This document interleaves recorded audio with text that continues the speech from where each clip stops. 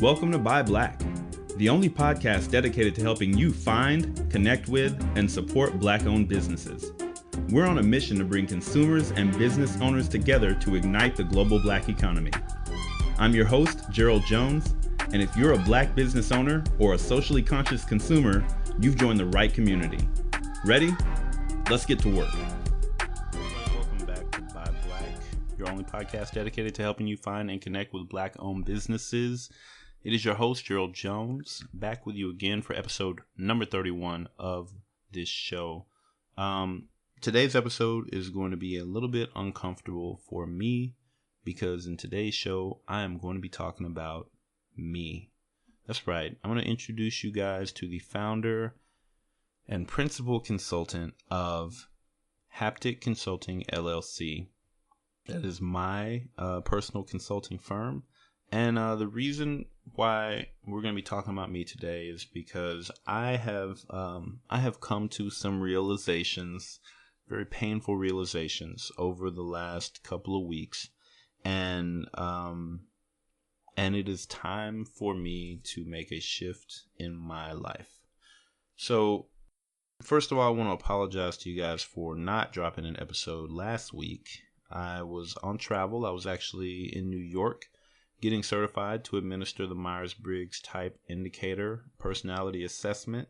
And now I am a certified practitioner of that. So at the MBTI, if you've never heard of it, it is an excellent tool that is designed to help you identify what your 4-letter personality type is. And it's based on basically on these dichotomies of preferences that people have, and it's based on these 4 different preferences. The first one is introversion versus extroversion. You know, the whole concept is that we are born into this world and we have innate preferences. They're inborn. Now, we can learn to behave whatever way we learn to behave during life, but when it comes down to the thing that we would prefer, if we had our way, if we didn't have to, meet anybody else's requirements or anything like that, we would prefer to do things one way or the other. And so that first preference is introversion versus extroversion. Do you draw your energy from being alone, or do you draw your energy from being around other people? And that's a really easy thing to figure out. If too much alone time makes you feel really tired and annoyed and you have to be around other people in order for you to be able to function, hey, you're probably an extroverted person. If too much interaction with the other people just completely drains you, and in order to recharge your batteries, you got to go get away from those people, maybe take some time to read, maybe take some time to do whatever, or just spend time alone in order for you to get the energy to go out and face the world, you're probably an introverted person. And so that's the first one of those dichotomies. The other one, the next one is, how do you take in information? And that is, either sensing or through intuition. And long and short of those is, sensing is with the 5 senses. You trust information that you can see, touch, smell, hear, taste, right? If you can take it in, if you can experience it through the 5 senses, if it is concrete, that's the type of information that you trust. The opposite of that is intuition, which is much more conceptual. It's about theory. It's about big picture. It's about connecting the dots between things. A person who prefers intuition is someone who is less concerned with the here and now and what I can see, smell, taste, and touch, but really want to know, what does that all mean?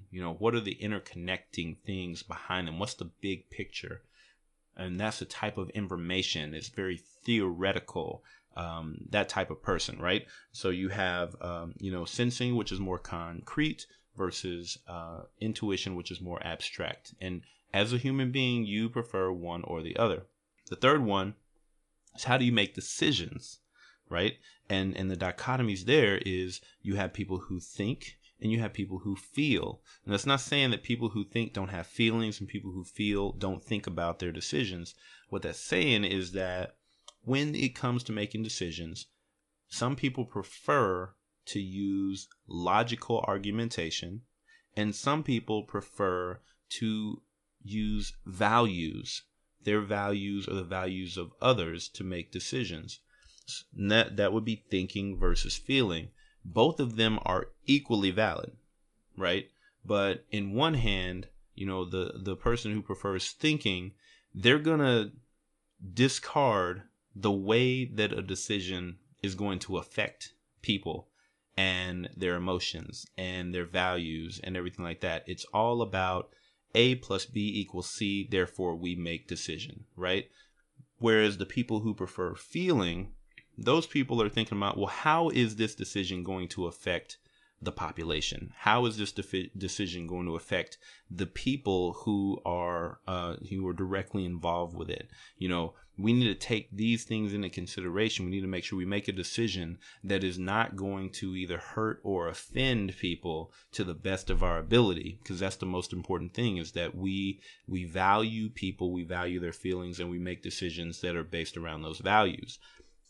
Both equally valid ways of making decisions, but you're going to be one or the other. You have a preference, right?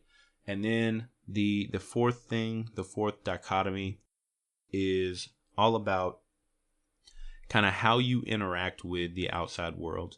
And that is a dichotomy of judging or perceiving, right? And if you have a preference for judging, it's not saying that you're judgmental. It doesn't say that you look at people and you just judge. You're judgy of them. What that means is that you prefer to have a decision made and you like to get closure and move on, right? Very quickly come to a decision, make that decision, and then move on. Whereas a person who prefers perceiving, that's a person who doesn't like closure. I don't want to close the door on anything. I want to explore. I see the world and I want to explore all of it. There are all these options out there and they all need to be explored before we make a decision. That's the perceiving preference. Whereas the judging is, okay, what are the options? Boom, that's the best option. Decision made, close the door, let's move on. And so when we look at those things, what the Myers-Briggs type indicator assessment does is that it asks you a series of 93 questions. And in those 93 questions, your responses give an indication of what your 4-letter type is based on your preferences. So whether you are introverted, extroverted preference, whether you are sensing versus intuition preference, whether you are thinking versus feeling preference, whether you are judging versus perceiving preference. And the value of doing that, especially in a leadership environment where you're dealing with executives, or whether when you have maybe a project team that's all working together, when you have people working with each other, conflict comes up. It's just going to happen. And the great value of this tool is that when you learn, one, what your personality type is, and then you learn the personality types of the people that you work with every day, and you see how they differ, it starts to make sense why they behave the way they behave. It starts to make sense why they make decisions the way that they do, or respond to the things you do the way that they do. And you can be more cognizant of how your actions affect the other people around you. And you can also become more cognizant of what people mean when they respond to you in a certain way, or when they bring information to you a certain way. You can start to respect and appreciate them a lot better, as opposed to the initial reactions that we a lot of times have when we don't understand somebody, of just being on guard or being annoyed or not handling it constructively. So learning about your 4-letter personality type of the people who work around you, and then kind of getting a coaching and consulting around that, hugely valuable thing to make a team function more fluidly. hugely valuable thing for you to get more out of your executives. If you have any, executives in your organization who are working together or who are trying to lead other people, it's a great thing.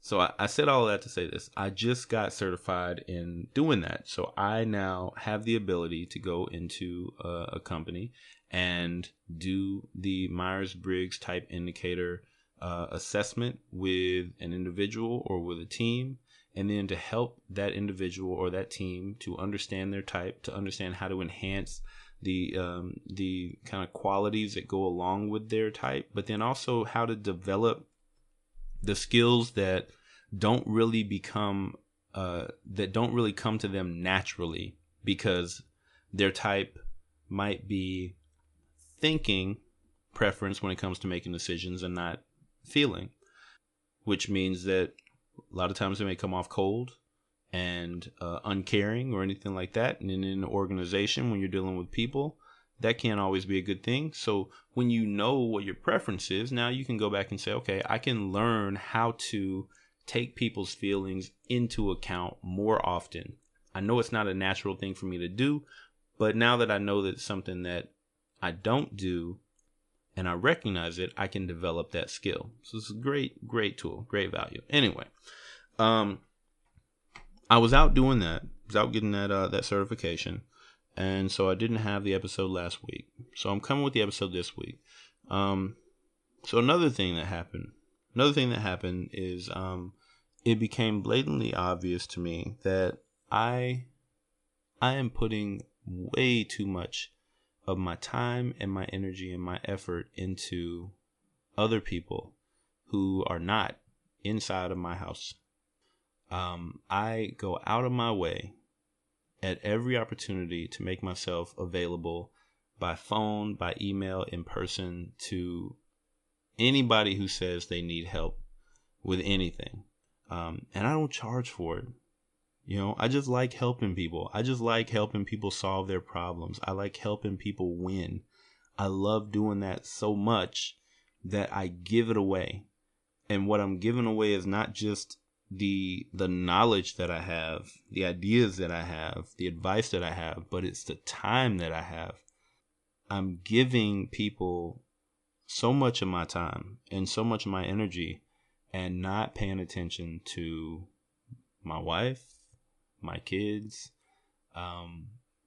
the people who are going to be here day in and day out, who need me, who I need, who I can depend on, who should be able to depend on me. So what does that mean? That means that every time that I'm putting somebody else in front of my wife and my kids, and I'm doing it for free, I'm basically giving that person time and energy that I should be giving to my family. And when I'm getting exhausted by going left and right, up, down, back and forth to be everything for everyone, because I don't want to see anybody have something fall off their plate. I don't want to see anybody fail. I'm leaving my family hanging. My family is falling off of my plate. And they're getting nothing in return for it. There's no money coming in from it. They're losing their time with me. It's not fair. It's not fair for me to do. And I've got to stop doing that. So that means I've also got to start getting comfortable articulating my value and then charging for it. That's a really tough thing for me to do, because I said it before, I love helping people. It's not that I don't think I have value. I know I have value. I know that I bring stuff to the table that nobody else around me can. And I do it in more varying arenas than anyone that I work with. I remember when I moved here to Nebraska, the company that I work with now, and even to this day, people come in and you have, distinguished visitors come in, you have other people come in and, they meet people and everything. And every time somebody asks me, it's like, oh, so Gerald, what do you do? What do you do here? The only response I can ever have, man, that's a great question. I'm still figuring it out, because I've done so many different things. I'm the problem solver. I'm the person that you put in when you need it done. What is it? No idea. I'm a certified professional in learning and performance. What does that mean? It means I know a whole bunch about talent development, aka training, aka instructional design. I know how to teach people the skills that they need to do whatever job it is that they need to do. And I know how to develop training programs that make that happen. I know how to evaluate those programs to see if they actually are doing what it is that they were designed to do. How do I know that? Oh, well, I'm also a gold level certified training evaluator and a certified facilitator for training evaluation. So I teach people who evaluate training how to evaluate training. That's a thing I do. So I know there's just there are so many things that I do at a level that other people around me don't do them. And the people around me are really, really, really smart. So, my issue is not, well, I don't really add value. I can't really charge for that. That's not my problem. I know that what I do is valuable. It's way more valuable than I'm getting paid to do it right now. I get paid a decent amount of money. But it's a matter of, what I do comes so easy to me. I don't feel right telling somebody, hey, pay me for this, because something that might take me 15 minutes to figure out can be worth tens of thousands of dollars. And I just don't feel right charging that because it was so easy for me. But I'm starting to get the message of, that's the reason you're the expert. That's the reason people pay you for your expertise, because it would take them months to figure this thing out that you figured out in 15 minutes. It would take them months to build this thing that you built in a day. And then they probably wouldn't be able to implement it the way that you can. So yes, you're the expert. You're the person who can do this like it was just nothing. That doesn't mean that you can't charge for it what it is worth. And I keep getting that message over and over and over again. I sat down last week with Dr. Tanya Lowe on the Riot Starter Chat podcast, which if you haven't listened to that, check it out. If you don't know about Dr. Lowe's show, it is great. Again, it's called the Riot Starter Chat. So episode 125, I sit down with her and we talked about products, why coaches and consultants need to have actual products available. And even in that conversation, as I was academically explaining all of that out, I'm not doing it myself. I'm giving away all of my stuff. I don't have products that I'm charging anybody for. I don't have services I'm charging anybody for. I'm just trying to give so much of me away all the time, even though I know that I should be charging for it. It's a sickness, guys. I swear. It's so hard to overcome. But it's getting through my head. As I meet more people, as I interact with them, and as every single one of them basically chews me out and says, you need to stop giving it all away. You need to start charging for this. I'm getting it. So I'm going to start doing it. That starts with introducing myself to you guys. What is it that I bring to the table? So let's keep it simple. Haptic Consulting, as I formed it as a training consulting firm, because that's where most of my credentials are, is in the training world. But it's just me, and I can do so much more than that. Specifically though, in the training world, training development, training team coaching, training evaluation, those three things, for any medium or large size company who has the need to train its workers, to teach people how to do specific skills to do their job better. There are a lot of companies out there who pay entire training teams or training departments to do that, and they waste so much money. Their training professionals don't actually focus on the effects of their training on the business. They just focus on training. That's our job. That's what we do. We do training for training's sake. And we judge our value based on how many people we've trained throughout our training existence, but never on, well, how did this training affect the bottom line? How many people left this training and applied what they learned when they got back to the job? How many of those people, when they applied what they learned, actually helped the company either make more money or save more money? Oh, you don't know? Well, then how do I know what value you are? And that is one of the biggest problems that people have with their training teams. I can actually come in and I can help at either level. I can help trainers to get better at understanding the business side of their company and building training that is actually designed to accomplish results. Or I can come in and I can help at the executive level and I can help them identify what are the actual business needs, and do any of those actually require training? If they do, what exactly is the training that they need, but also what needs to happen before and after that training in order to make sure that the goals get accomplished? So in that world, I can help your company in either of those ways. I can help you develop better training that saves you money and resources. I can also help you to identify whether or not you need training to solve the problem that you have at the executive level at all. Because sometimes companies want to accomplish a specific goal. They think training is what we need. And it might not be that. It might just need to be a different incentive program. It might need to be different job aids that people have when they're actually doing the job. It might need to be changes in first line management. There's all kinds of different things that you can do to get the results that you need that don't actually require you spending the money to build more training. So I can help out with that. So another thing that I can do specifically is leadership coaching, leadership and team dynamics and consulting in that world.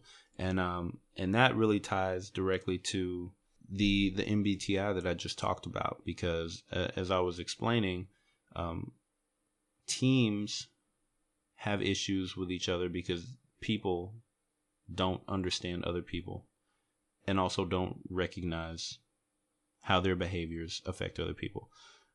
Same thing, executives, people in leadership positions, a lot of times don't realize the way that they affect other people. And so when you have in a company, you may have a young executive or, even an experienced executive, somebody who's just not fitting in. They may not be fitting in with the culture. They may not be fitting in with their peers or their subordinates, or they may even not be fitting in with the leaders who they report to, but they have potential. People like that, they don't need to be fired. They need to be coached, right? And so executive coaching is becoming a really big thing because it saves companies so much time and energy, and it saves them from having to constantly have a rotating door of people coming in and out.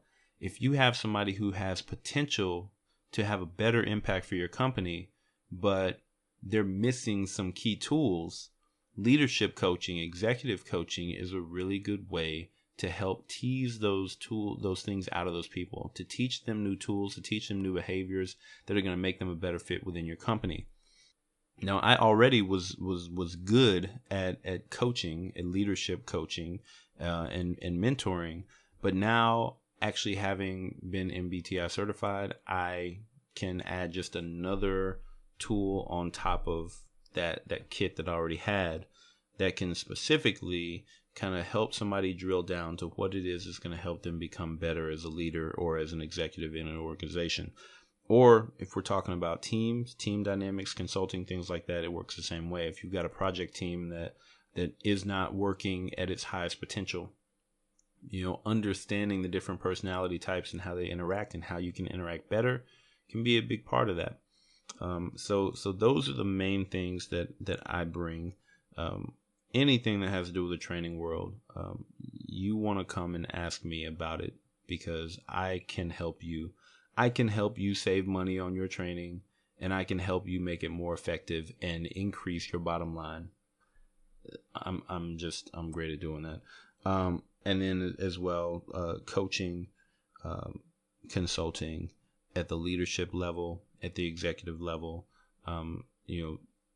Each day, depending on the day, at my current job, I'm either an innovation consultant, a performance consultant, a management consultant, or a trusted advisor, to the commander. It's one of those things, depending on what the problem of the day is. And meanwhile, I'm running a team and managing projects for my team and kind of interacting with them and helping, mentoring and helping them grow as professionals. That's what I do on a daily basis. So that's kind of my world. Now, to this point, I've been very fortunate in that I haven't actually had to go out and market myself as an individual, because I am working within a big consulting firm. I do have a 40-hour-a-week job.